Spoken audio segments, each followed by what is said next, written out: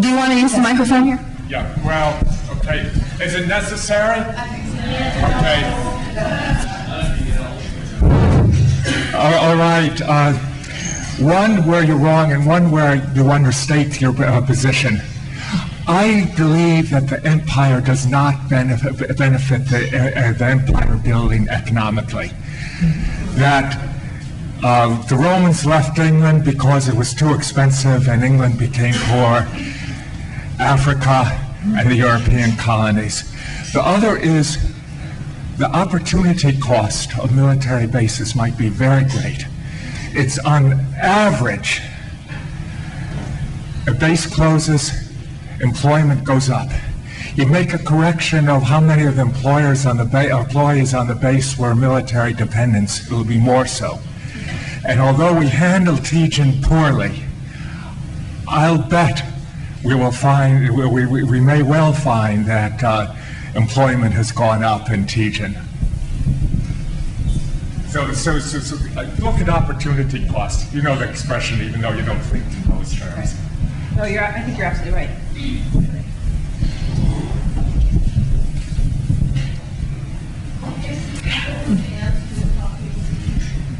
Oh, I can leave a copy of the speech with Dr. Underwood if anybody's interested. And we are, of course, recording this tonight. We'll post it on our UOG website, www.uog.edu, in case you want to watch it again or tell your friends about it. It might take us a day or so to do that. Does anyone else have a question that they would like to ask? Okay.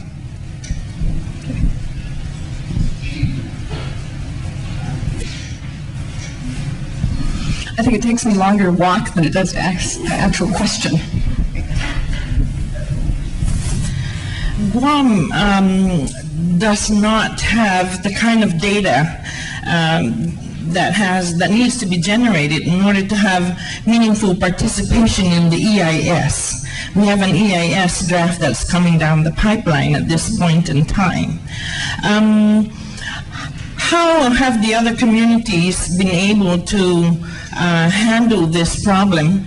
And what you were talking earlier about legal implications, and what can we do about this if an EIS were to come to the record of decision phase where it does not do anything for us? Thank you. Well, it's not my area of expertise, but I think there are people who know what kinds of recourse you have, what the requirements are of the EIS, and what kinds of recourse communities have. As the other gentleman was saying, that military communities that have had base closings over the last several decades have had very important experience with that question of what are the economic consequences of sort of reversing that process of military growth and seeing what happens. And in reverse, military growth one could benefit by looking at some of those studies to see what they found.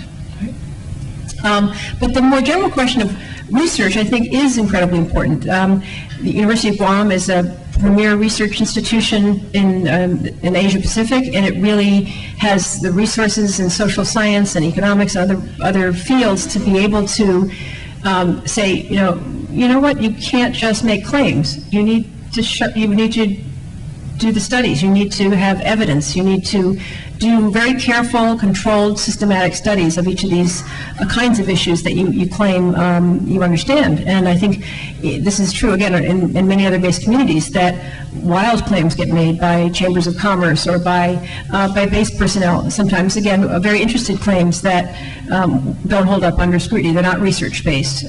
They're more hopes and desires than they are the truth of the matter. So I think that's incredibly important to not accept in public discussion claims that don't have that kind of background.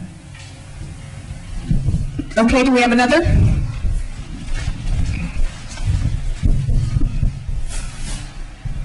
You briefly touched on the study that was done by the chambers, and I know we don't know what the methodology is. We do have a bill that was introduced by the Vice Speaker that will put out to the people the question whether they are in favor of having the military build-up here in Guam. And earlier, I know you had also talked about maybe structuring the questions so that then we would really be able to get the answers rather than just point blank.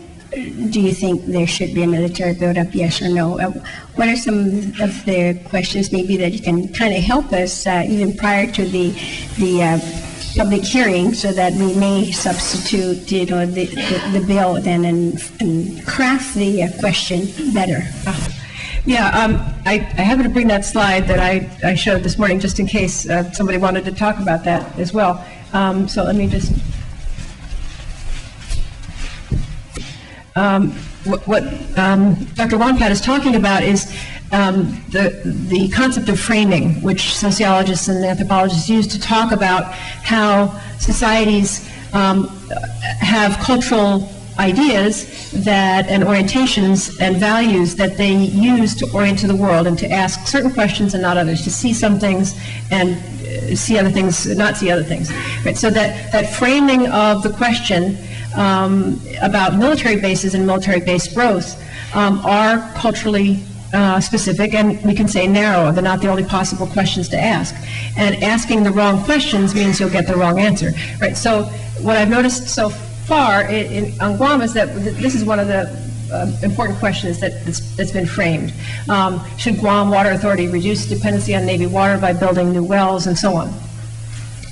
Another way to frame that question is, and this is another thought I've heard people express, which is, should the Navy charge the people of Guam to use the water of Fenno Lake? Right? Or should the water just come free?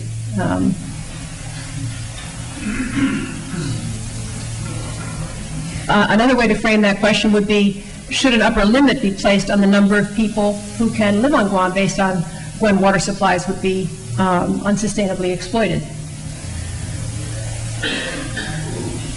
And yet another frame is, should the people living on Guam in 1944 or 1950 own the water of Fenno Lake? Right, so those are four very different questions about water, and each of them leads you to very different kinds of questions and very different kinds of research that we do to answer those questions. Right? In the first case, you'd simply say, okay, well, let's do the economics of that and let's go get some more money. Right? And then, but it would also potentially lead to, again, more unsustainable water use and all sorts of other potential problems. But in any case, these other questions maybe should be more into the mix. So I think there's a whole series of alternatives like that, other kinds of questions that could be asked. I'm sure there are other people in the audience who might have some other suggestions. I know that there's a lot of diversity of opinion, but if the only question that gets asked is the one that's the most popular with the most powerful people in a society, again, what benefits the largest number of people, or what benefits the people who have been disadvantaged or hurt in the past, would be those questions wouldn't get asked. Okay, we have another question here. I'd like to just go back on the economy. Thank you very much for the comments that you made. I think that's certainly very enlightening.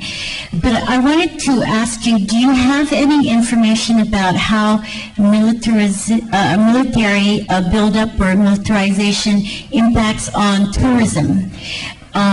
In Guam, tourism is one of our biggest drivers